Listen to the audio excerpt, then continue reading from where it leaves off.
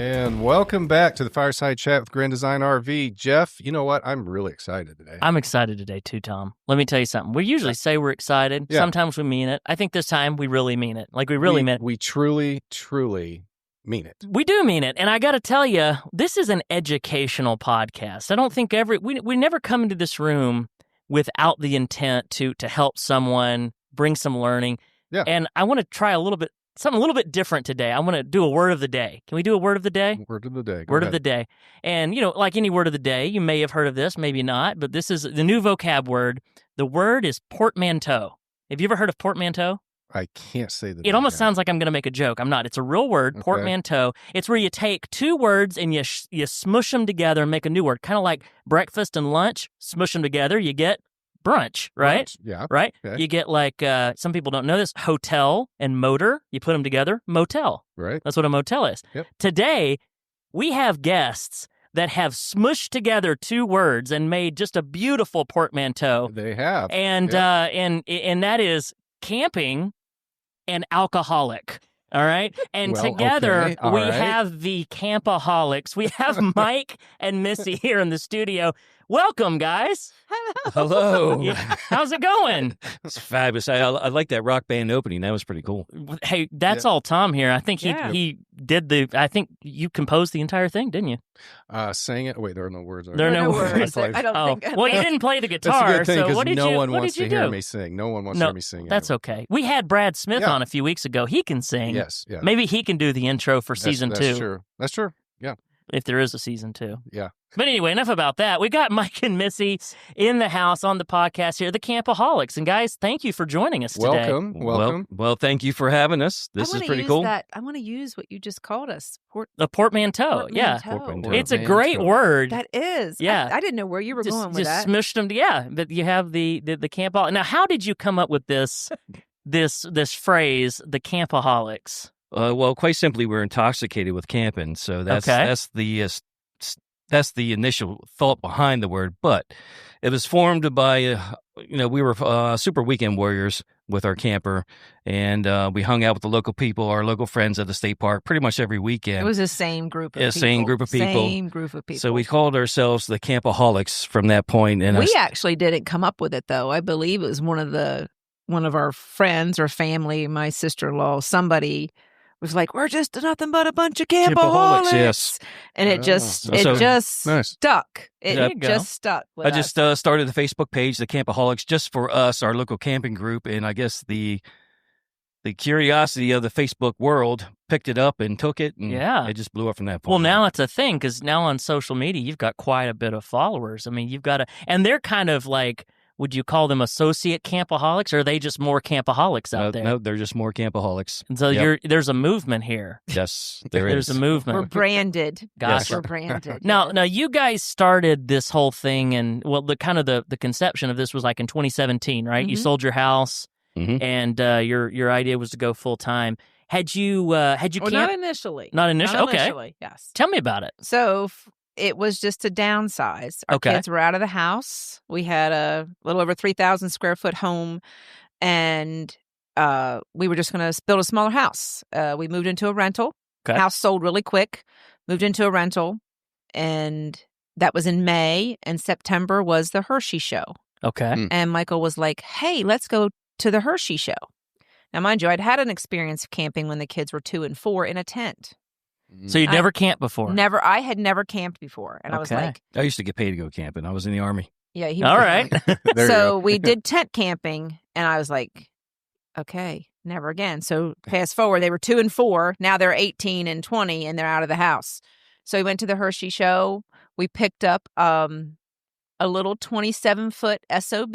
Whoa. Hey, this is a family show. Family, please Excuse refrain me, from... Listen. Okay. SOB is some She said it again. other brand. Oh, gosh. Gotcha. Come on. It's a Just an portmanteau. Okay. I believe that's it's an acronym. Acronym. Yeah. There you go. See, we're learning all the different words here. Yeah. Eventually, That's we'll interesting. talk about hyperbole and all Yeah, this. yeah. Okay, that'll pass. Onomatopoeias. That'll pass Now, the wait a board. minute. I haven't had enough coffee for that this morning. Okay, that'll But pass anyway, the board. That's yeah. good. So Yes. quickly, So you buy a travel trailer. We buy a travel trailer, realized that we needed something different. The SOB was not holding up after 6 months. Yes. So then we got a Grand Design reflection travel trailer. And while we were in that, somehow the discussion at one of the campfires was, why do we need to build a house? Let's just go full time. But I need a bigger camper. Back up to the Hershey show we go. We only had that reflection maybe a year and a half. Year. Yep, maybe. just over a year. And then bought our current rig, which was our Grand Design Momentum 395, which will be a big 6 this year. Wow. Okay, so that's hold on a how minute. we went from... You're skipping ahead. Let's go back to this campfire, sitting around a campfire. And you're still, when you had gone to this camping trip, you're still planning on building a smaller house. But you're around the campfire. I would assume the aholic part kind of comes in. Was there a little bit of aholic? Aholic going on. Okay. A lot of aholic going Gotcha. on. But not enough to forget about the campfire. So you decide to go full time. I think he looks at me and says, babe, why do we need to build something? Yeah, why do we need to build a house? Let's just go. Travel.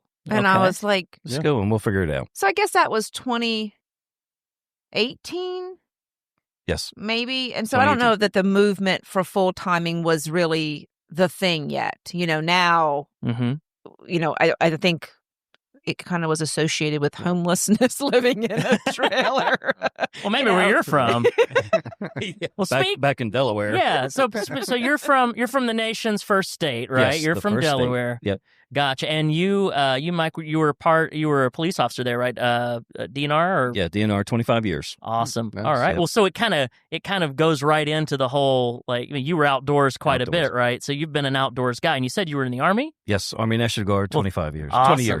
20 years as Army National Guard, 25 years as DNR. Well, thank you for your service. Yes, That's fantastic. And it just went right into so you've been an outdoorsman basically your entire adult life, right? Or Yeah, pretty much. Okay. And then Missy, you were in education, is that right? Yes. So I was an IT specialist. I handled all of the software for the pupil accounting system that our district used. And then I actually when I retired in 21, I think it was, they contracted with me. So I will officially be done this July 1. So I've still been working through contracted. You're still doing just it. because it was remote and I could do it from the rig. So you're going to retire a second time. Second time. Yeah. Yes. Okay. Second time. this kind of has an interesting intersect because Tom was in education as well.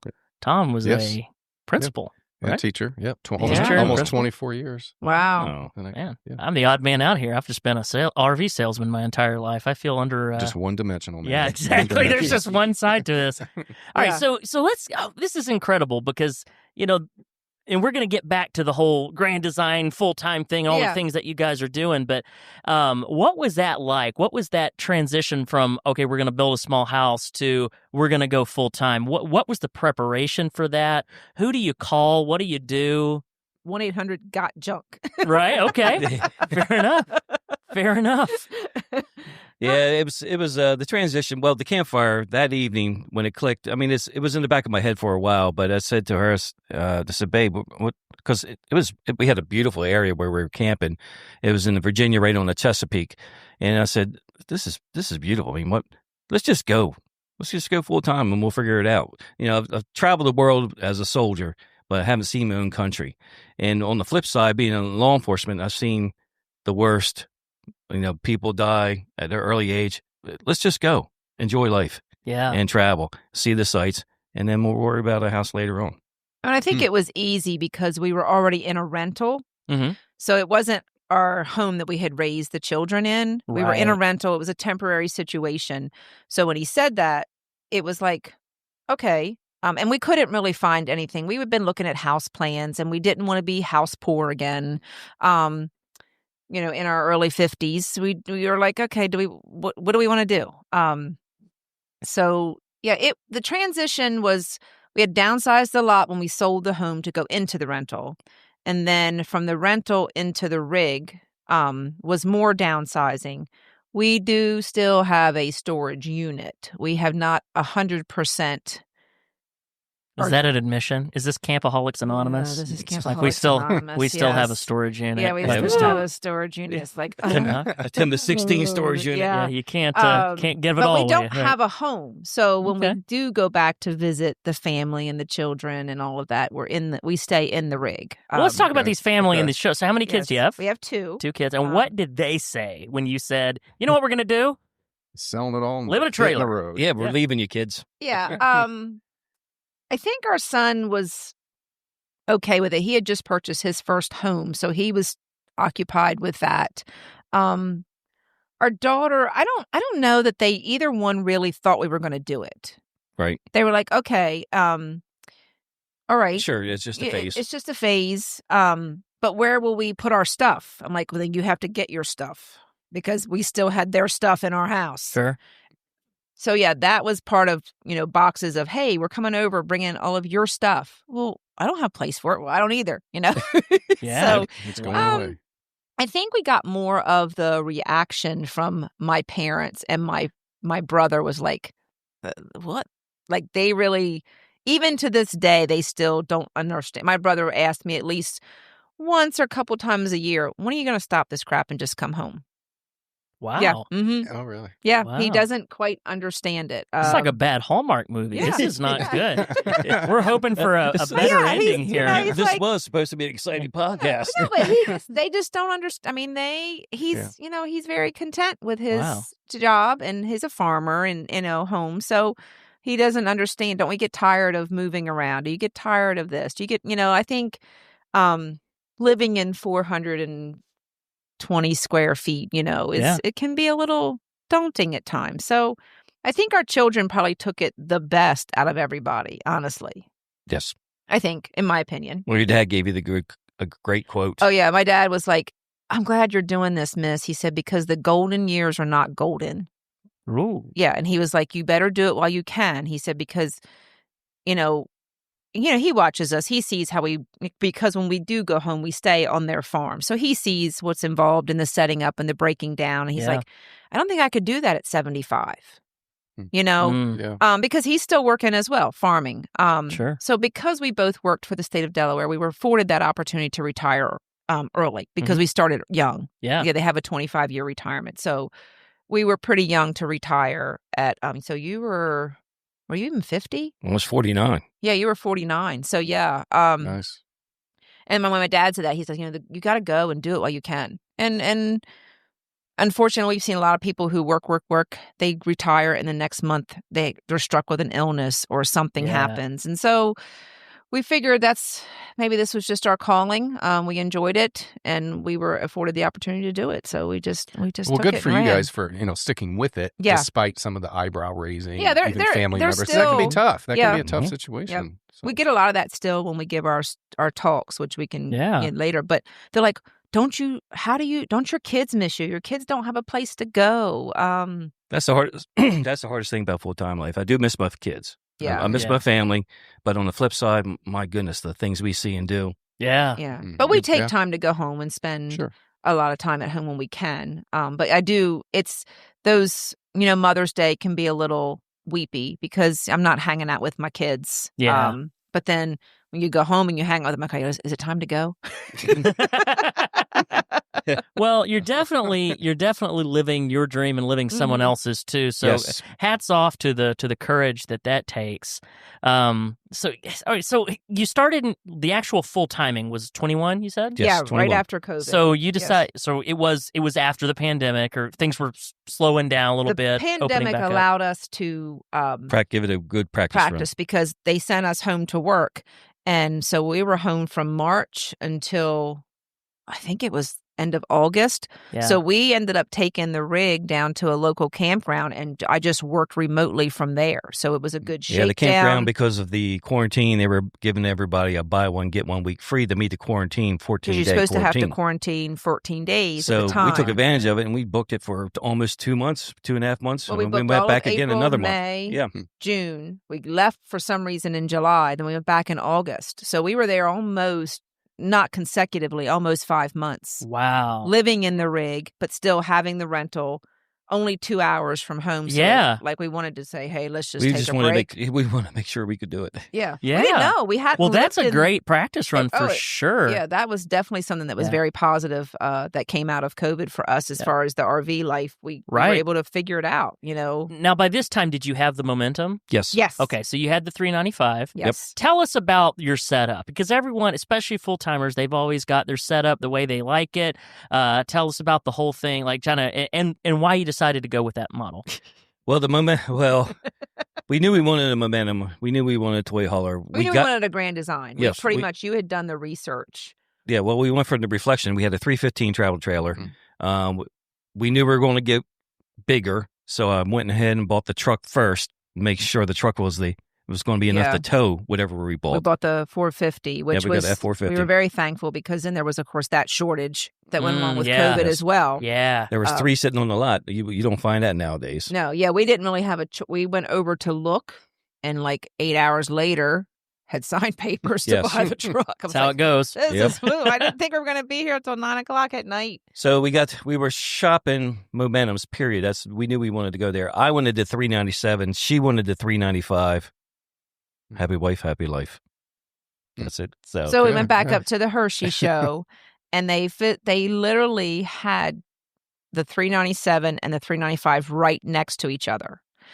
So we spent, I'd say it was 4 to 5 days every day back at the Hershey show, going in and out of each rig, because I knew nothing about RVs. I didn't know what a slide in having access and a Northwest bed, and I didn't know any of that.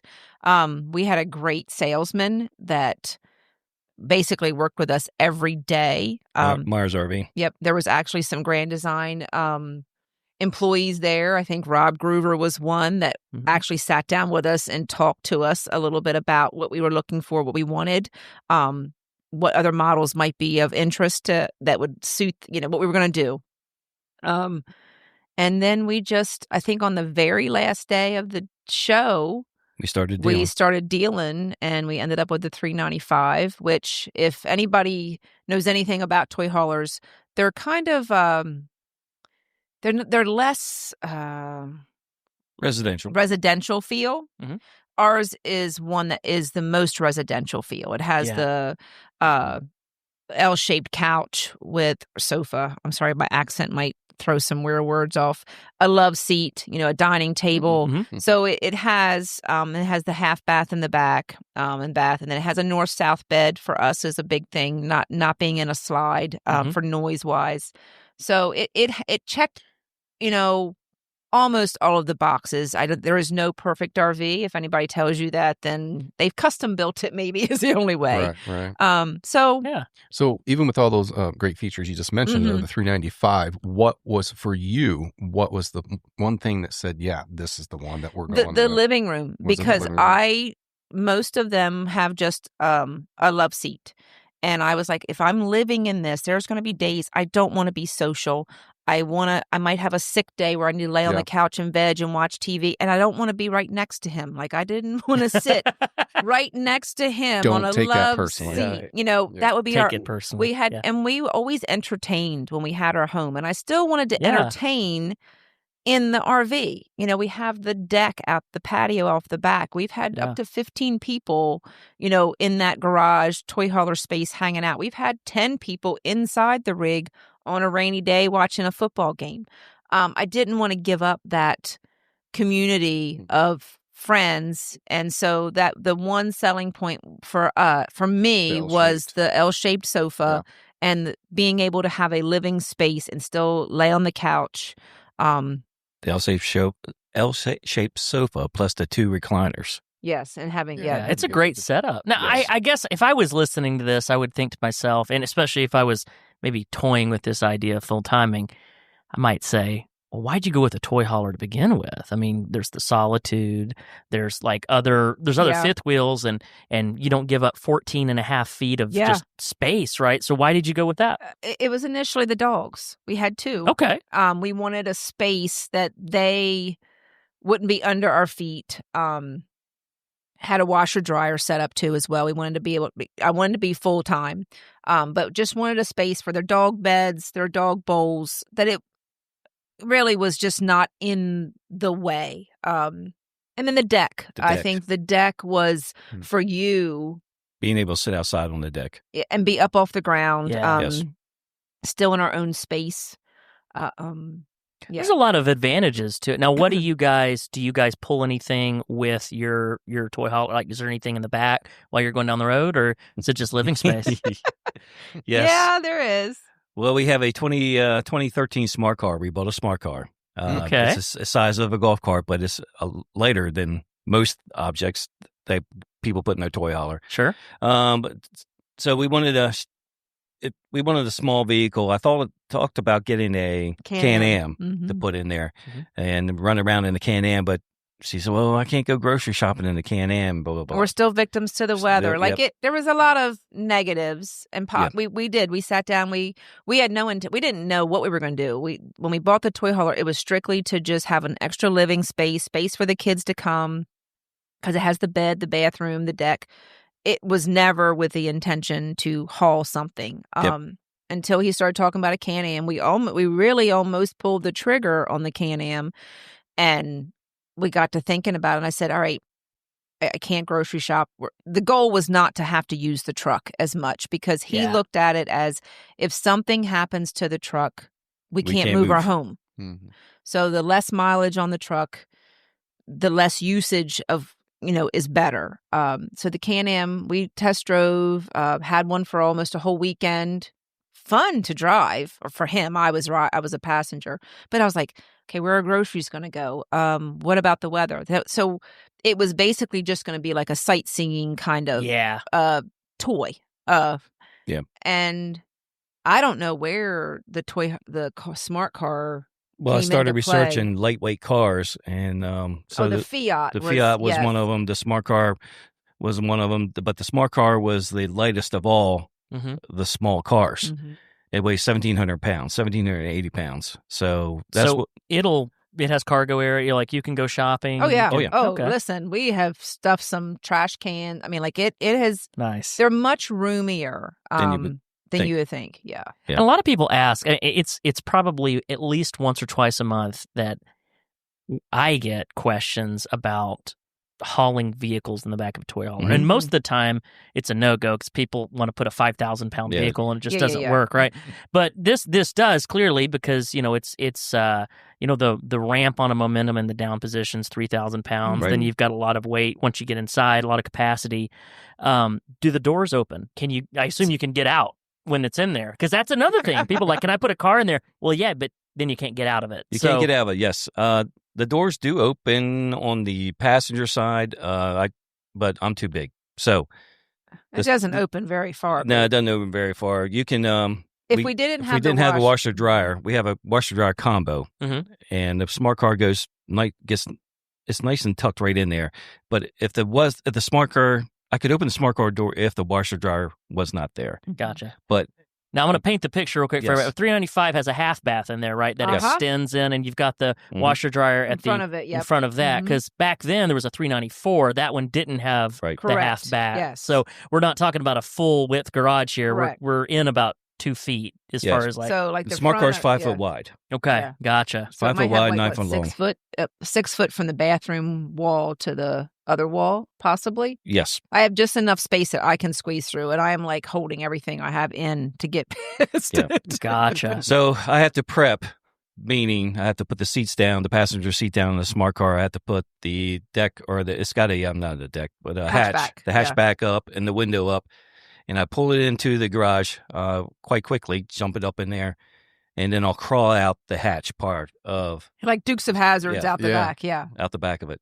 But again, I mean, if you did not have the washer dryer, you could just open up the door and just walk right out of the smart car. Yeah. So okay. But it's a great little car. It gets us around. It's a 2013. It's a 3-cylinder.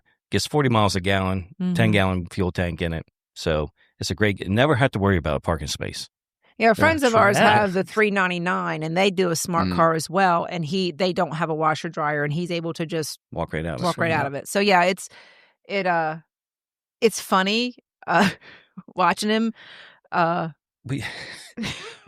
people know we're going to load it up, like they come watch us. People come watch it when they're. But they do. Yeah.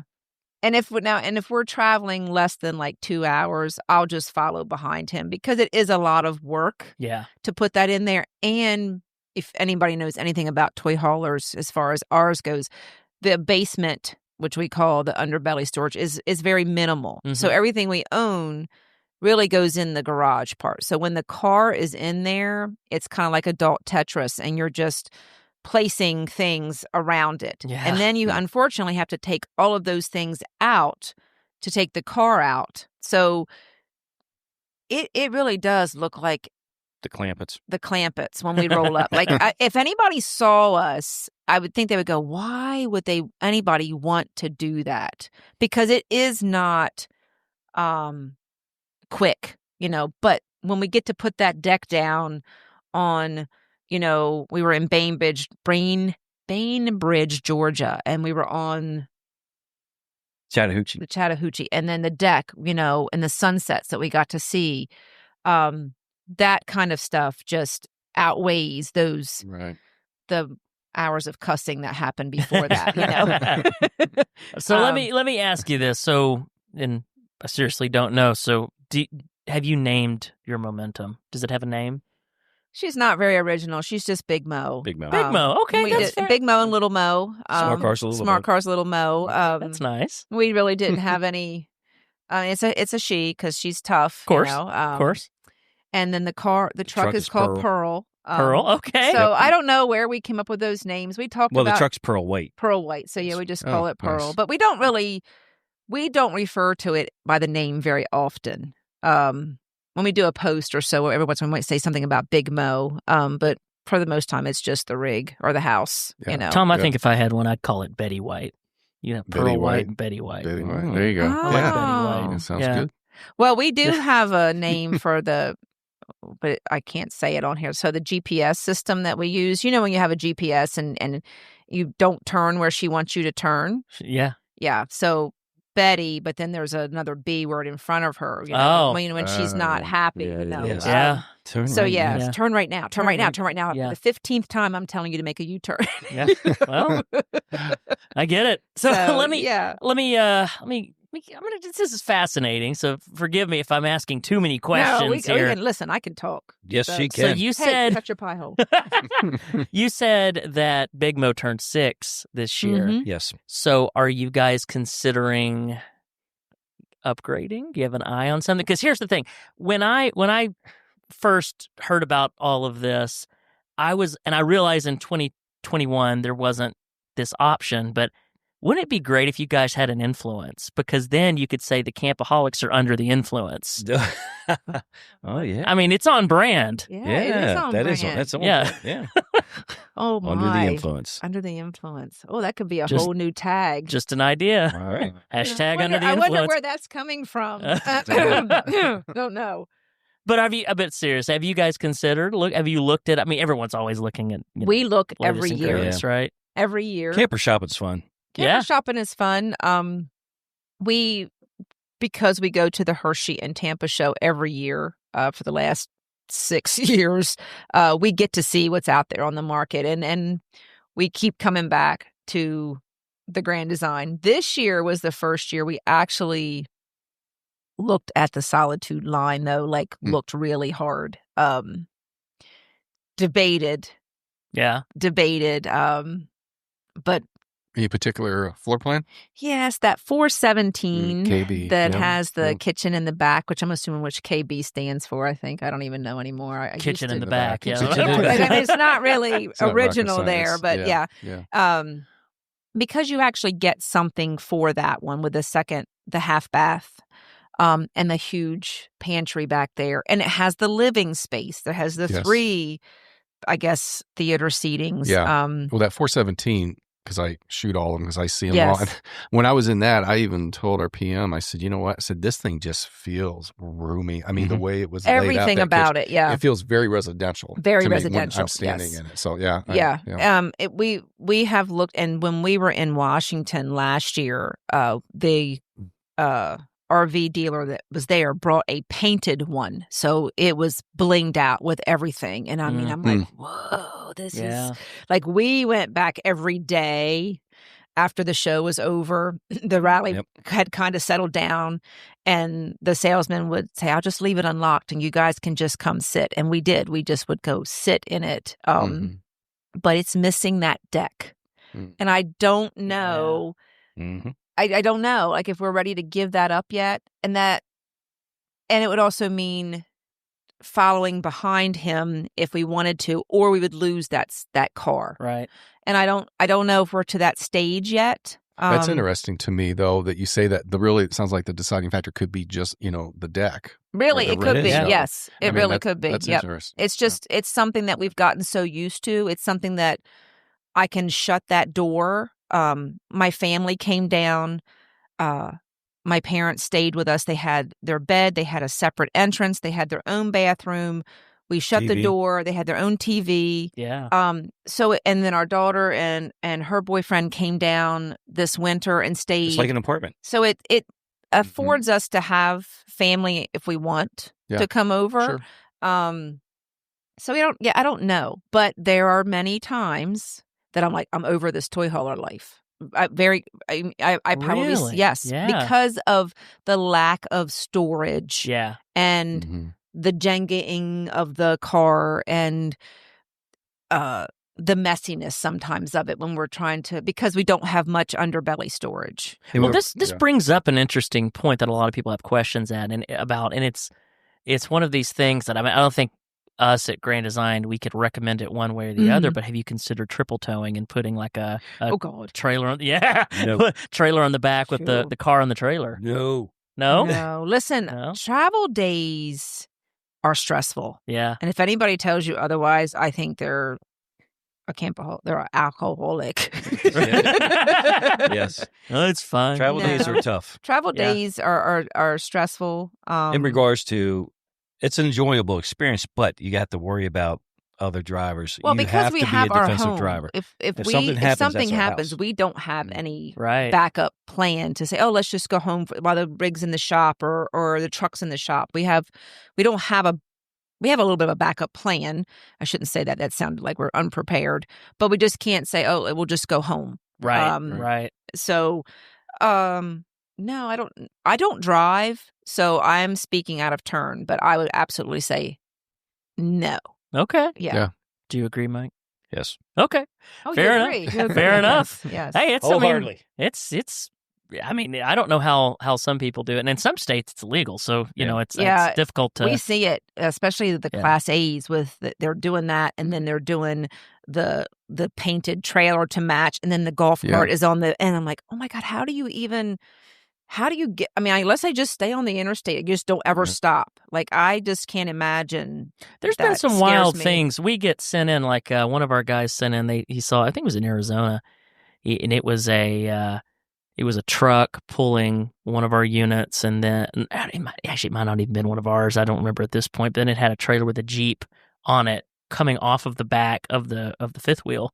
So it was like truck, fifth wheel, and then a Jeep being flat-towed. Wow. Basically off the back. Well, and again, I don't recommend that. I've seen the one that is I call it the tractor trailer with the Jeep and then like the Solitude. Like behind it, yeah. So they have it all done, but I don't know. It's just a lot of weight there to stop. And what's funny is you don't need a CDL to drive this camper that's 43 foot long or pull it. And yet, America. you have people, like we said earlier, that are pulling their first time ever towing a rig is a, 40, 43, 45 foot rig. And I'm like, whew, yeah. Well, I can already tell you, Tom, this is going to be a two-parter. This is just too much. We haven't gotten to the meat and potatoes yet of what they're doing. No. So what we're going to do? Appetizer. This is the appetizer, right? Yeah. The table's set. The table has been set. It is. And next time we're going to talk about some of the adventures you guys have had, the rallies that you guys do, your work with the Impact team here at Grand Design. And so all of that will be on the next episode of Fireside Chat. So, guys, for now, thank you for being here, but we'll see you in 2 minutes. All right. All right. Okay. See you Until next next time. Until next time. See you guys.